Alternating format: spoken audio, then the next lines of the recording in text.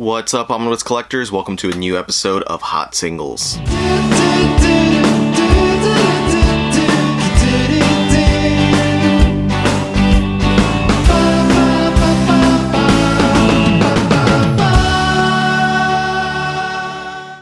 So welcome back to Hot Singles, the show where I talk about the hottest new single issues each week, and I've got a few that I want to talk about this week. But first, let's do the usual mentions. Number one, big shout out to the new member of the Patreon family, David. Thank you so much for joining the family.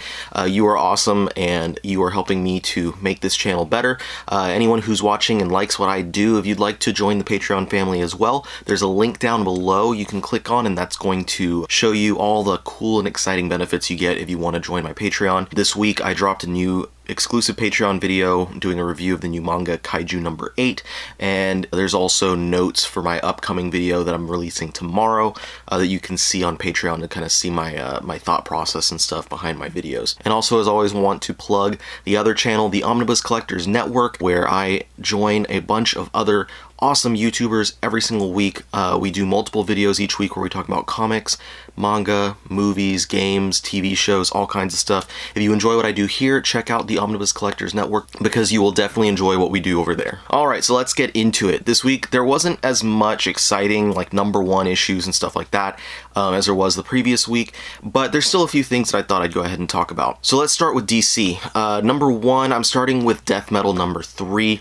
Last week we talked about the Death Metal one-shot, the Legends of the Dark Knights, and this week we got the third issue of the main series. Now, this is kind of the end of the first act, I guess. You could look at it like that, because next month it takes a break and all we do is get a bunch of tie-ins, and then it comes back in October with issue 4 and then continues again one issue each month until it ends in January. So the first couple issues have been pretty all over the place, and I think that that's been the real detractor from this for most people that I've seen that are reading it, is that it seems like Snyder is just throwing a bunch of stuff at the wall and hoping that it sticks.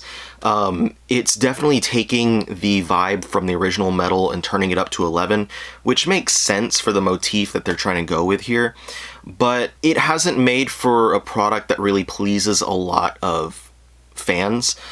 Because there's not much that's rooted in the current ongoings in the DC universe as far as the comics are going. We haven't really had solid information about how we've gotten from the DCU to this hellscape where everything is a bat amalgam. And it's become pretty divisive because it can be difficult to follow, but also because it can be hard to understand why you need to care about anything that's going on here, since it really doesn't seem to have any sort of effect on the DC's publishing line. And this issue really doesn't answer any queries on what the hell's going on or how we got into this world, but I think by this point, I've stopped caring and kind of learned to just accept the lunacy.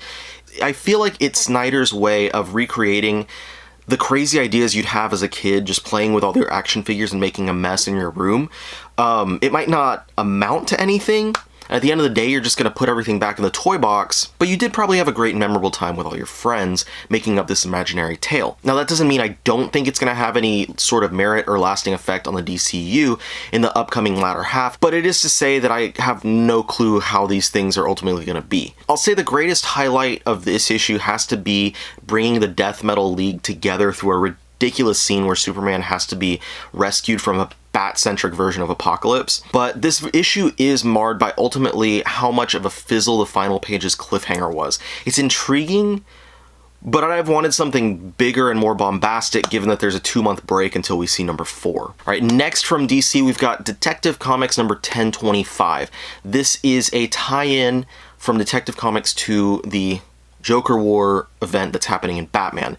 Now, Peter Tomasi tends to always be stuck writing a secondary Bat book, which is a shame given how often he's proven he has such a fantastic handle on Bruce's voice. The primary drawback from not having the opportunity to write a primary title is that Tomasi always gets sucked into writing these tie-ins for the big events, like the currently ongoing Joker War that James Tynion's been putting together. Now, even though he's forced to write tie-ins like this one, Tomasi makes the best of it and still delivers great work. This issue in particular focuses on an interaction between Batman and Batwoman during Joker's attacks on Gotham, and winds up seeing the two trying to help Lucius Fox, who's been captured by the Joker, and his army of goons. With the help of Kenneth Rocafort's art, Tomasi crafts a great tie into the larger event at hand. If you haven't been reading Detective Comics under his pen, I highly recommend you start sooner rather than later. Also worth noting that Joker doesn't actually appear in this issue. Alright, and the only #1 issue I have for this week is a new series from Boom, and that is Tom Taylor's 7 Secrets. I believe that this is his first creator-owned work. He's been cutting his teeth for years now at Marvel and DC, doing stuff like Injustice and Deceased, All New Wolverine, and Friendly Neighborhood Spider-Man, and tons of other stuff. And he's definitely established himself as a great voice in comics, so seeing him pop out a creator-owned work was an automatic read for me. Joined by Power Rangers artist Danielle Di Nicuolo, the story opens a world fascinated with the titular 7 secrets. These secrets are something unknown to the reader at this point. Now, while we don't know what those secrets are, the world around them seems obsessed with obtaining them due to their apparent power. There's an organization in place that guards each of the secrets, employing a keeper and a holder to protect each of the secrets, which are kept in sort of a briefcase. The series opens with the secrets apparently being taken by force from the organization, and one of the leaders screaming out about what happened with Atlantis, as kind of a tease towards what kind of world-shaping powers these secrets could hold. The rest of the issue gives exposition on a handful of the characters involved, showing us a little more of how this world works, and it does a great job of maintaining focus and entertainment while giving a good idea to readers about what to expect, but also keeping ideas close to the chest as to not give too much away. It starts out similar to Saga in that it's narrated by the voice of a child of the 2 protagonists. So we haven't yet seen the child actually enter the story, but it does seem like they're going to play quite a major role in the series going forward. Now, overall, I'd say this is a pretty successful inaugural issue, with really good intrigue and action and all that stuff, but we're only 1 issue deep, so we haven't really been exposed to the grand scheme of this world and all of the characters that are going to be involved, but I think that Taylor really does a good job of teasing things that make you want to come back for more. And for me, I'm a sucker for organizations like the one that they present here, so I'm really excited to see who all the other 6 keepers and holders are. And for Marvel, we don't have any new issue #1s or anything, so I thought I'd highlight a couple of new issues of series that I'm really enjoying.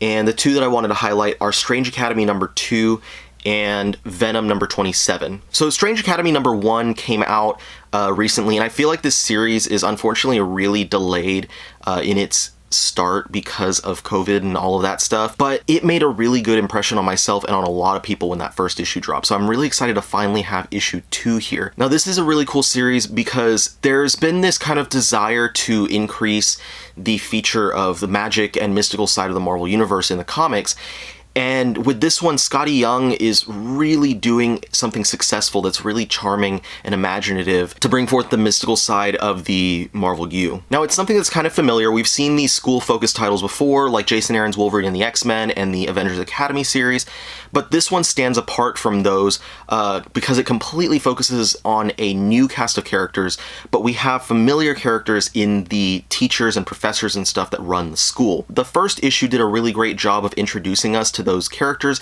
and giving really good exposition on the school, but really it's successful in solidifying that mood that the series has, in that it's going to be rife with quirky humor and fun characters, but also it has that certain magical mystique. Now, the second issue continues in that direction, but now we follow the students through their first day of classes, and we see which heroes are teaching what courses, and we kind of begin to learn the personality traits for these students. So the second issue definitely continues the trend from the first in showing us that this is a fresh and really charming little series, but it does tease towards things that could eventually come, making this a bigger story, possibly with some sinister undertones, making me really hope that this is a series that can stick around for a little bit. I know, especially right now, it's hard to keep such a niche book on the stands, but it would be a true shame not to see Skottie Young's ideas be fleshed out. And the last issue to talk about for this week is Venom #27. So this is the second part in the new Venom Beyond arc. The first part was issue 26, and it was kind of preluded by the Free Comic Book Day issue. Basically, the idea here is the arc starts with Eddie Brock wanting to take his son Dylan over to the Maker, the Ultimate Universe's corrupted version of Reed Richards, to kind of get some testing done on seeing what his powers are and stuff like that. And when they go to meet with the Maker, something happens, and this character called Virus, who's basically this kind of Venom-themed character in a War Machine armor comes through and starts attacking Venom or attacking Eddie and Dylan and stuff, and it knocks them through this dimensional portal that the Maker has. The Maker gets knocked back to the Ultimate Universe, so I'm sure we're going to see some stuff with that, and then Eddie and Dylan get knocked into this weird alternate version of our Earth. In this issue, we get to see kind of more an expansion on what that alternate Earth is, and essentially it's this place where we don't know exactly who or what it is, but it looks like some sort of version of Null, the villain that they've been teasing all this time, has taken over Earth and has become this thing called the Codex. And every hero and every villain, every person in the world is now corrupted by this symbiotic hive mind. There is a small amount of people who are not connected to the hive mind. They're kind of forming this resistance, and that's kind of the world that we're thrown into. Now, it's something that is familiar, so this alternate future is really not the exciting part of this arc, because we've seen this kind of dystopian future many times before. And I don't think that that's really the focus here. It's not about what this future is, but I think what it's going to be is more about what this future is telling us could happen. And given that the series is going to be leading towards this big event, The King in Black, where we finally have Null coming and being the primary villain, not just sending his emissaries and stuff like that, I feel like this arc is kind of hinting at what could happen if Null is successful in his invasion. If this was any other series, I probably would not be as hot on this arc. But because it's Donny Cates' Venom, and it's a series that I've been loving pretty much every issue of, I feel like we're going to see some great things happen in this arc. And they've been teasing a couple things like who Virus actually is and all that stuff. So I think that ultimately as this arc proceeds, it's not going to be about that very familiar dystopian landscape.